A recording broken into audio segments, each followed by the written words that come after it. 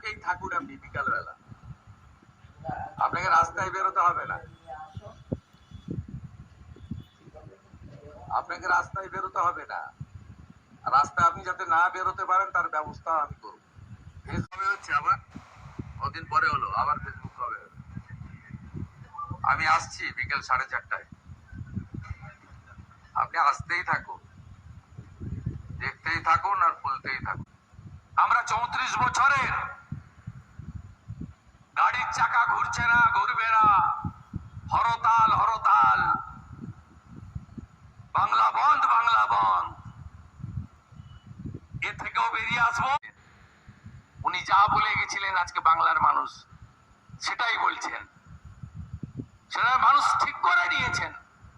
বলছেন আমি পশ্চিমবঙ্গ ছাড়তে চাইনি, আমার মাথায় ট্রিগার রেখে আমাকে পশ্চিমবঙ্গ থেকে বেরিয়ে যেতে বাধ্য করা হয়েছে। চন্দ্রকোনায় বিধবা ভাতা পেতেন এক পুরুষ, তিনি আবার তৃণমূলের নেতা।